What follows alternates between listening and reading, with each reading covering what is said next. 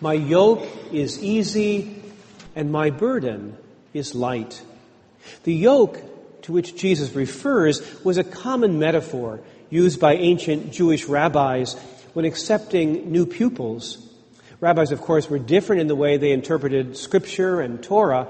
And when a student studied with a particular rabbi, he was said to take that rabbi's yoke upon him.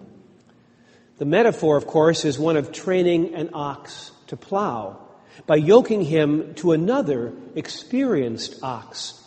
The yoke forces the new ox to imitate the experienced ox, and so it learns how to behave in the way the farmer desires. The root word, in fact, from which we get the word religion means, in part, to bind. As Bob Dylan wrote, you're going to have to serve somebody. It may be the devil or it may be the Lord, but you're going to have to serve somebody. Whether religion or empire, or to use St. Paul's language, spirit or flesh, we are under the rule of law.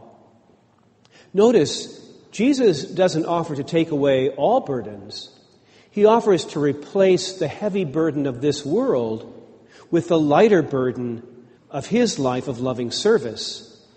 This means that our choices are developed from a living, intimate relationship with Jesus, not from a moral code book. So ethics is no longer a question of trying to figure out right and wrong. It's about living in relationship with others in the same manner that Jesus lived in relation to others.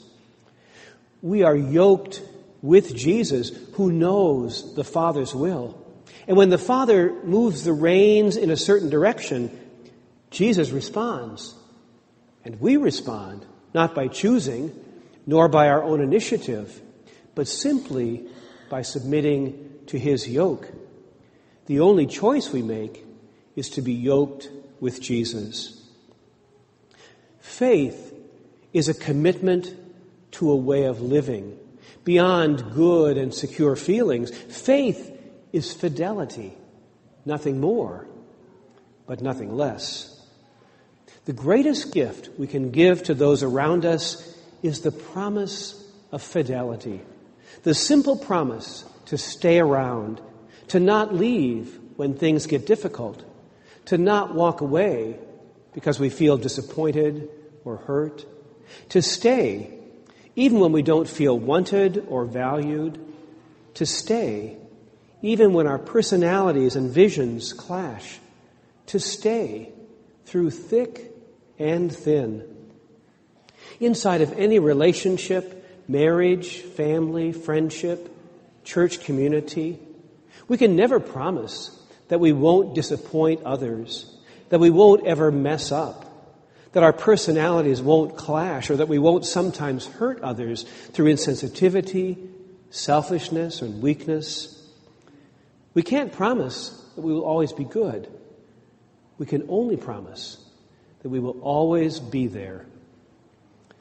And that's the promise that Jesus is making to us.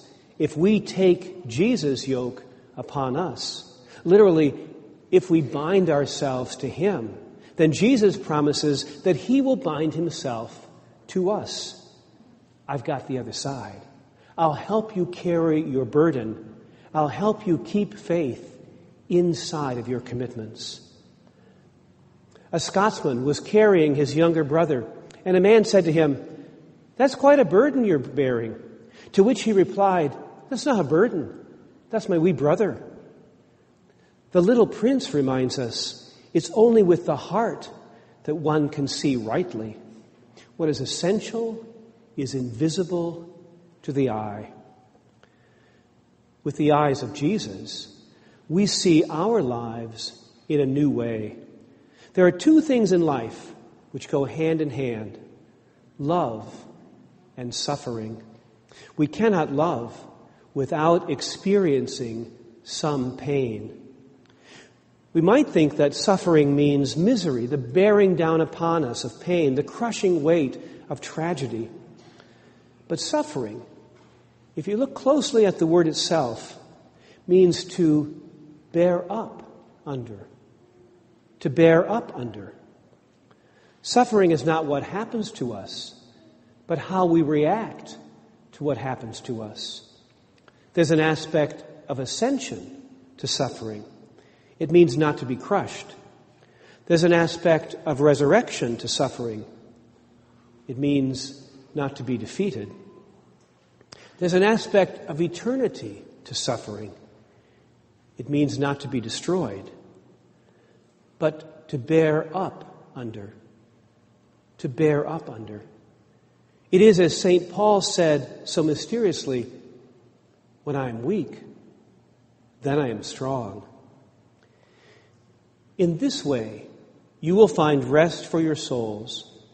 The path to rest is not of avoidance of pain, nor using force to get rid of pain, but rather a path of connection, binding ourselves to one another in humility and gentleness of heart. The rest that Jesus promises is the Sabbath rest. On the Sabbath, God is not taking a day off. Sabbath rest is a restorative rest when all things are in balance and harmony. Creation is complete.